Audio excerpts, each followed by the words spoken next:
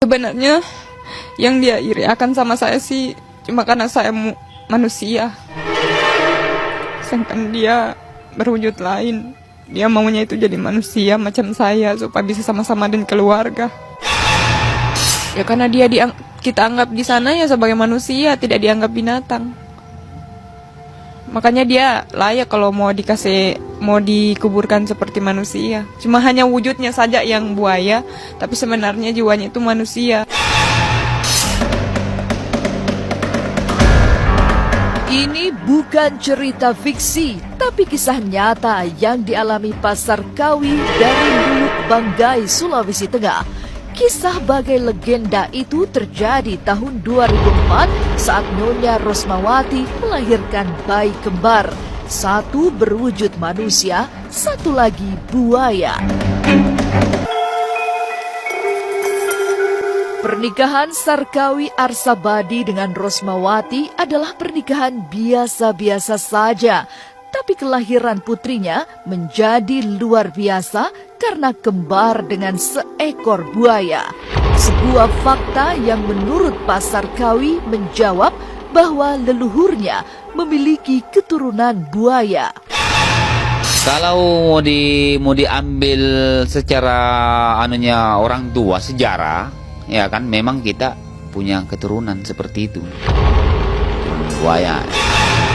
Amanatnya orang tua, satu saat kamu orang saya punya anak-anak, satu saat pasti ada yang begini. Tapi macam kita anak-anak ini tidak percaya. Dia lahir berbentuk seperti besarnya itu seperti kadal.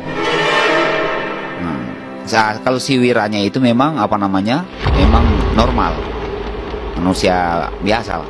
Tapi yang satu ini memang kita rasa aneh. Itu pada waktunya melahirkan memang menderita. Saya punya sang istri itu mamanya menderita. Karena si wiranya ini sudah keluar di saat melahirkan itu. Begitu dia keluarlah wira ini, si maitua ini masih besar perutnya. Proses kelahiran bayi buaya sangat berat. Setelah bayi pertama lahir, sang ibu masih harus melewati drama persalinan yang tidak mudah. Bahkan hingga mendatangkan 2 dukun bayi yang semua gagal membantu proses persalinan. Panggil biang, karena kita kan bukan melahirkan di sama sis atau dokter.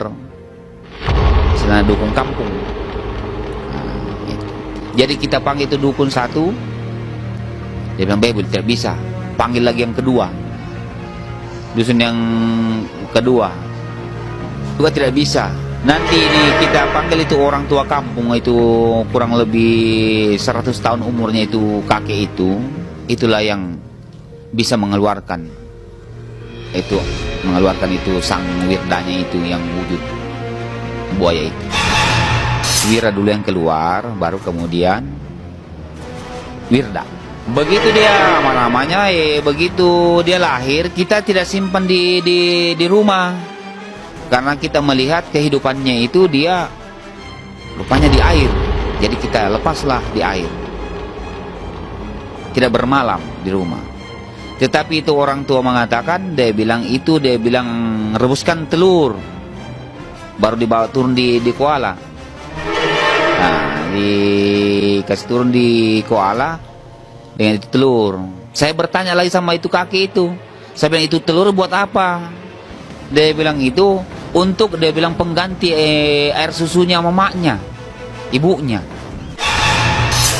Keganjilan terjadi. 8 tahun kemudian, Wira yang sudah mulai tumbuh besar tiba-tiba mengatakan akan kedatangan saudara kembarnya.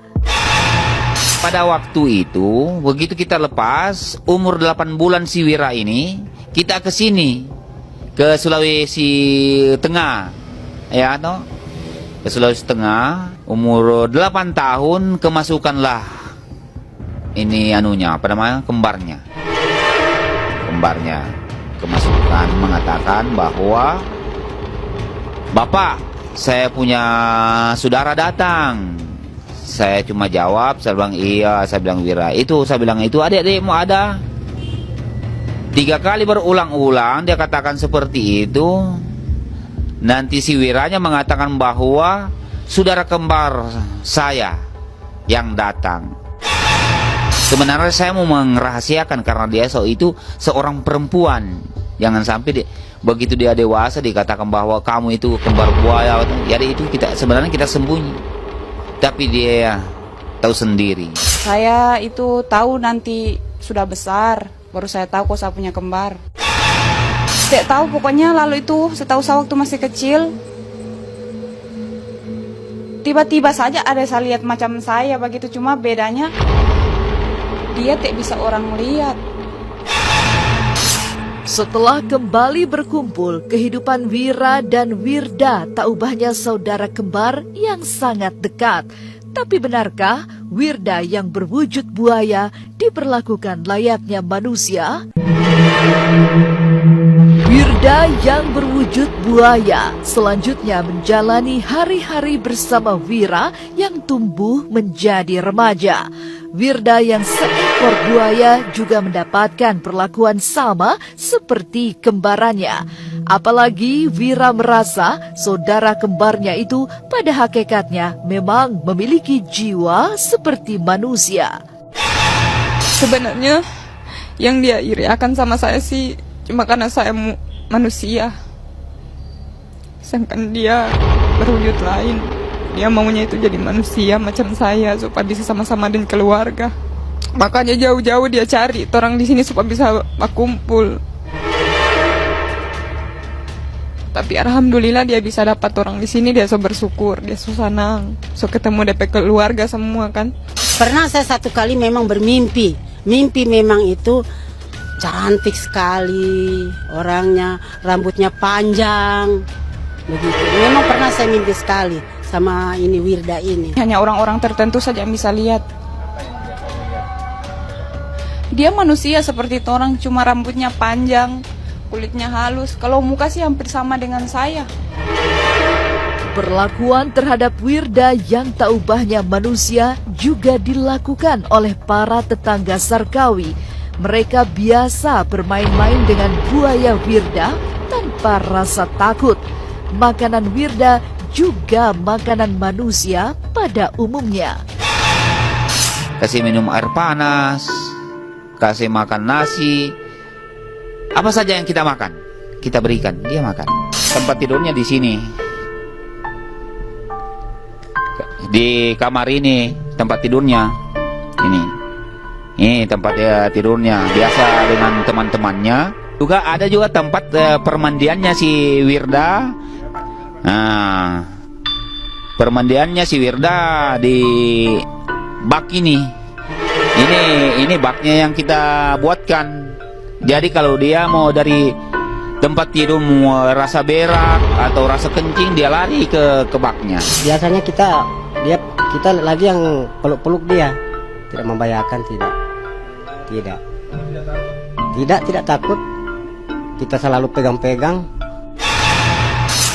Hubungan Wira dan Wirda sebagai saudara kembar tentu saja sangat dekat. Ikatan batin di antara keduanya juga kuat. Secara misterius, Wira yang tumbuh menjadi gadis cantik juga memiliki kekuatan layaknya seekor buaya jika sedang berkelahi. Kayak di dalam tubuhnya saya ini ada orang. Contohnya saya berkelahi pasti orangnya biru-biru, pingsan. Karena sudah pernah saya tes itu 1 kali berkelahi sama orang. Itu sampai 7 orang bapak-bapak tak lempar. Iya, ada saksinya itu di MPP. Ada, memang ada ya. Ikatan batin itu. Kalau Wira sakit, di sini juga sakit. Dia karena batinnya dari anak kembar kan, tetap itu ada. Dekat sekali. Dia kalau sakit karena kan dia yang kakak, saya adik. Jadi kalau saya sakit pasti dia rasa sekali. Baru semua keluhannya dia sama saya yang tahu. Sepanjang 10 tahun, Wira dan Wirda hidup layaknya anak kembar. Lalu, Wirda meninggal di usia 18 tahun, sehingga memberi kesedihan mendalam bagi Wira. Tapi apa yang membuat Wirda meninggal? Dalam suasana yang tak biasa, Wira hidup rukun, penuh kasih sayang bersama Wirda kembarannya yang berwujud buaya. Sepanjang 10 tahun, mereka menjalani hari-hari layaknya anak kembar pada umumnya. Tapi kemudian Wirda sakit dan meninggal. Itu ada kan hewan binatang yang ganggu dia tidur. Jadi dia gigit. Cuma racunnya itu masuk ke dalam mulut, ya tapi hewannya dia kasih keluar. Cuma dia kasih mati saja. Nah, itu racunnya masuk. Pas sudah mau dekat lebaran, tiba-tiba dia mulai sakit, so tidak mau makan. 3 hari itu sudah tidak mau makan. Hari ketiga lebaran, saya dengar dia soan DP pernafasan, so mulai berbunyi begitu. Saya bilang jangan-jangan nih anak memang sakit parah. Jadi saya tanya sama papa, tapi papa bilang tidak apa-apa bang, kali cuma sakit-sakit biasa, jadi kasih minum saja obat. Di situ saya bilang bang, kali ini sakit parah papa, karena DP napas ini tinggal satu-satu. Makanya itu yang bikin saya sedih. Sampai papa saya kasih tahu, cuma bapak bilang sakit-sakit biasa. Kisah kematian saudara kembar buaya terjadi tahun 2004 ketika berusia 18 tahun. Kepergian Wirda agaknya menjadi pukulan sangat berat bagi hati Wira. Bahkan hingga kini selalu ada air mata setiap kali mengisahkan meninggalnya saudara kembar yang berwujud buaya. Apalagi Wirda meninggal begitu cepat tanpa ada pesan yang disampaikan lewat firasat. Saya sedih juga sih sebenarnya. Saya tidak mau cerita ini, karena pasti tak ingat waktu dia meninggal. Karena kan dia meninggal itu putus napas sama saya.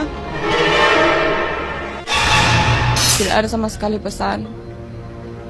Karena itu dia meninggal pun, saya pun sudah tidak tahu apa yang mau dibilang. Intinya itu saja, langsung tiba-tiba dia habis napas. Dia cuma, yang saya rasa cuma dia bilang sakit-sakit sampai dia meninggal. Umur 18 tahun.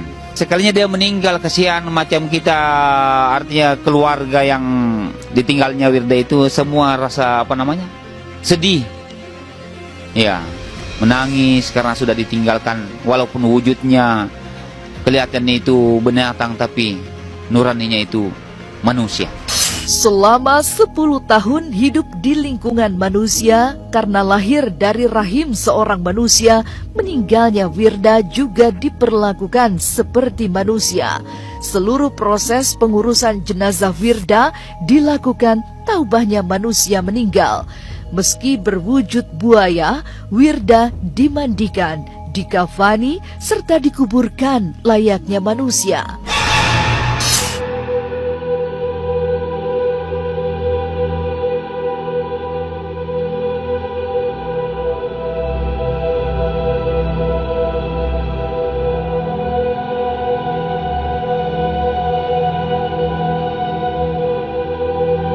Dia dimandikan, dikafankan, baru dikuburkan.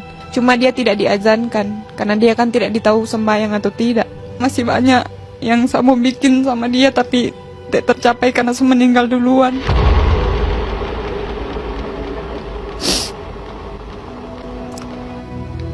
Mbak bikin akan DP kamar, yang saya bilang mau cat biru. Baru saya bilang mau beli baju sama-sama. Merayakan ulang tahun sama-sama. Kalau saya sih bersyukurlah dia seperti itu, mau dia jadi manusia, mau dia berbentuk hewan. Intinya dia saya punya saudara, saya tetap sayang. Saya bersyukur saja. Maksudnya saya masih punya saudara, masih ada kakak.